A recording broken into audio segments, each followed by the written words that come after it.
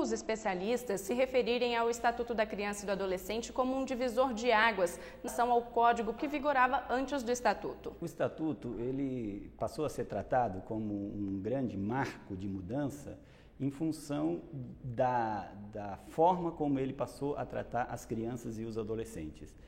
O Código de Menores tinha uma visão que dividia a infância, na verdade, em duas partes. As pessoas que estavam ajustadas nas suas famílias, indo para a escola, participando da vida social ou incluídos na vida social, que eram reconhecidos como crianças e adolescentes, e aquelas que, segundo o Código de Menores, estavam em situação irregular, ou por terem sido abandonadas, ou por serem órfãos, ou por terem cometido algum delito, eram tratadas todas como crianças e adolescentes que estavam numa situação irregular.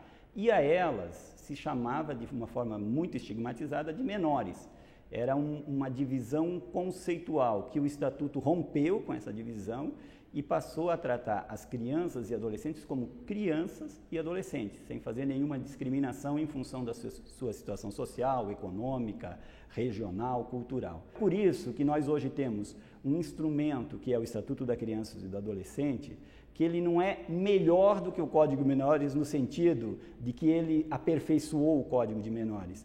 Ele superou o Código de Menores, ele deixou para trás essa visão arcaica, essa visão desconectada da realidade e trouxe um instrumento jurídico muito mais capaz e muito mais eficiente em assegurar os direitos dessa parte da população. É possível comemorar esses 20 anos de Estatuto com os avanços que o senhor citou? Os 20 anos nos mostraram um grande avanço. Hoje, as crianças brasileiras vivem melhor do que há 20 anos atrás. Não há nenhuma dúvida quando você olha os números. A mortalidade infantil decresceu, aumentou o número da matrícula escolar, aumentou o atendimento das crianças nos centros de saúde, aumentaram inclusive as ONGs que tratam, que cuidam diferentes temas, ONGs que trabalham com a eliminação do trabalho infantil, ONGs que trabalham com o enfrentamento da exploração sexual. Nós temos um crescimento da responsabilidade da sociedade brasileira em relação aos direitos das crianças. Então, sem dúvida, o país se tornou um país melhor para uma criança viver. Quais são os grandes desafios que existem hoje no ECA e que têm que ser tirados do papel? Nesse campo da responsabilidade da família, por exemplo, nós ainda temos muito que avançar.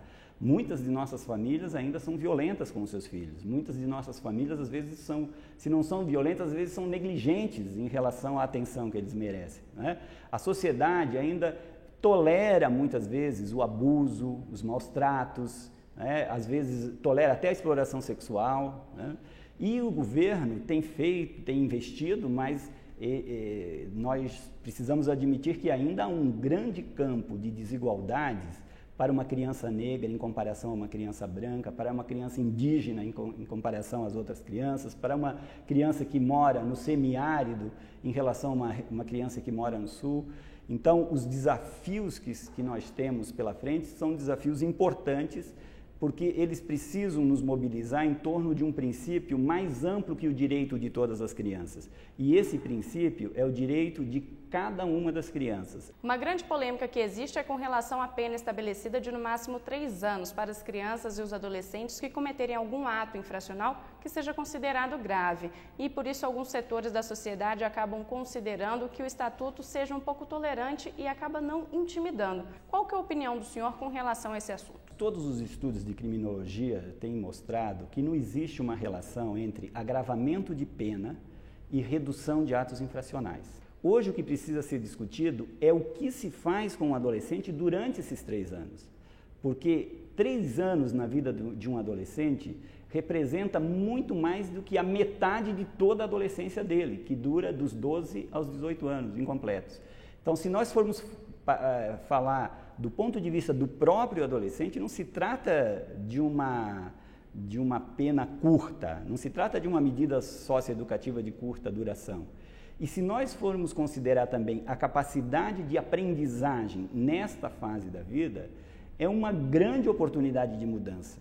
Então, o que está acontecendo? Nós estamos, na verdade, atribuindo o fracasso da medida socioeducativa ao adolescente, quando, na verdade, esse fracasso devia ser atribuído às instituições que ainda não se reformaram, que ainda não se modificaram, para representar para esse adolescente uma oportunidade para que ele faça uma ruptura da trajetória dele no mundo do delito. Na opinião do senhor, então, o que deveria ser feito para resolver esse impasse? Nós temos dois elementos importantes para fazer essa ruptura do adolescente no mundo do delito. É a qualidade da medida socioeducativa e a quantidade de oportunidades que a gente oferece para esse adolescente. Essas duas coisas fazem a diferença. Nos países em que a gente tem visto boas experiências, esses dois fatores, esses sim, são decisivos.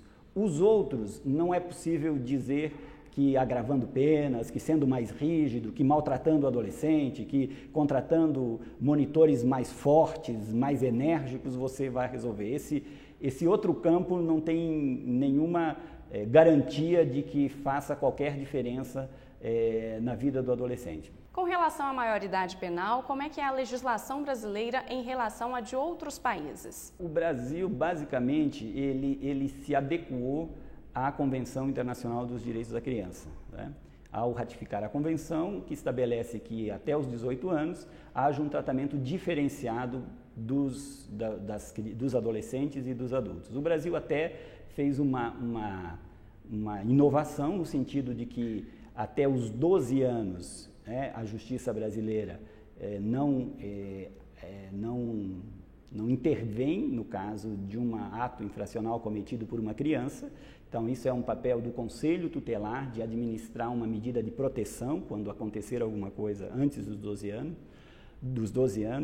Dos 12 anos aos 18 anos de idade, então, há uma justiça especializada, a Justiça da Infância e da Juventude, que deve tratar esses casos com uma atenção diferenciada do adulto.